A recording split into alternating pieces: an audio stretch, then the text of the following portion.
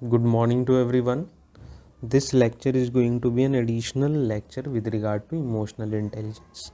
Emotional intelligence के अंदर जो हमारा यूटिलिटीज़ एंड एप्लीकेशन वाला इन एडमिनिस्ट्रेशन एंड गवर्नेंस वाला पोर्शन है उसको जस्ट क्लैरिफाई करने के लिए ही ये लेक्चर रहेगा। तो जल्दी से स्टार्ट करते हैं।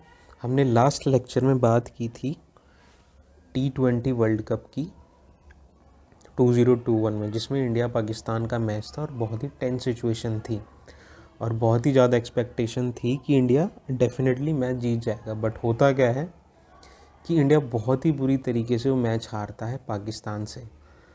और जितने भी लोग क्रिकेट देखते हैं वो समझ सकते हैं कि इंडिया पाकिस्तान का मैच कितना टेंस होता है। इतनी टेंस सिचुएशन के बाद भी और एक्सपेक्टेशन के बिल्कुल अपोजिट होने के बाद भी जो इंडियन कैप्टन होते हैं विराट कोहली, उनका जो जेस्चर होता है टुवर्ड्स अपोजिशन टीम वो इतना अच्छा होता है कि जो टेंस लाइक सिचुएशन थी उसको थोड़ा सा न्यूट्रल या फिर नॉर्मल कर देते हैं वो by depicting that type of emotional intelligence at that point of time.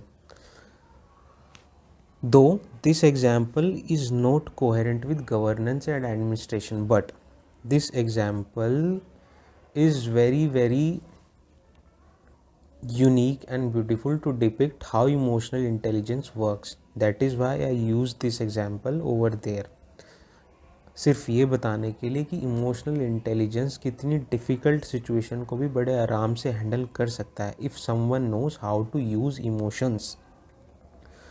अब बात कर लेते हैं एडमिनिस्ट्रेटिव लेवल की या फिर गवर्नेंस लेवल की। इमोशनल इंटेलिजेंस का रोल क्या होता है जब आप अपनी फैमिली लाइफ को और अपनी वर्क लाइफ को बैलेंस कर पाते हो। ऐसा नहीं कि आप घर में किस दिन लड़ाई करके जाते हो और अपनी जो आपकी वर्क लाइफ होती है जहाँ आप काम कर रहे होते गवर्नेंस में आपका कोई रोल होता हो, किसी एडमिनिस्ट्रेटिव पोस्ट पे हो और वो घर की जो सारी की सारी भड़ास थी आप वो जाके ऑफिस में शो करते हो। तो इसका क्या मतलब होता है कि आपका जो इमोशनल इंटेलिजेंस है वो वीक है। अगर आप दोनों को अच्छे से कोऑपरेट या फिर मेंटेन नहीं कर पाते हो, दोनों को सेग्रीगेट नहीं कर पाते हो, दोनों चीज़ों के इमोशंस को नहीं समझ पाते हो, तो this is weakness in emotional intelligence of a person. तो इस तरीके से इमोशनल इंटेलिजेंस हेल्पफुल होता है गवर्नेंस में भी, एडमिनिस्ट्रेशन में भी। और एग्जांपल्स अगर लें, और एग्जांपल जैसे आप डिप्लोमेटिकली कहीं पे भी कोई स्पीच अगर आपको देनी है तो आप समझिए कि क्या सिचुएशन चल रही है और जो पब्लिक है वो क्या सोच रही होगी, उसके क्या इमोशंस होंगे, आप क्या बोलने वाले हो और किस चीज़ को आप ध्यान में रख के बोलने जा रहे हैं, उससे क्या इम्पैक्ट पड़ने वाला है। ये सारी चीज़ें इमोशनल इंटेलिजेंस के अंदर ही आती हैं जब आप इमोशन से कनेक्ट होते हो। ये थोड़ा सा परजुएशन बाय इमोशन की तरह लगता है लेकिन not completely, because emotional intelligence के अंदर ज़रूरी नहीं कि आप हमेशा परसुएड ही कर रहे हों किसी को। इमोशनल इंटेलिजेंस अपने खुद के लिए भी बहुत इंपॉर्टेंट होता है जब आप खुद के इमोशंस को ही कंट्रोल करते हैं। यहाँ आप किसी को परसुएड करने की बात नहीं कर रहे हो, तो जब आप वर्क लाइफ और फैमिली लाइफ को, पर्सनल लाइफ को मेंटेन कर रहे होते हो। सो this is all about emotional intelligence.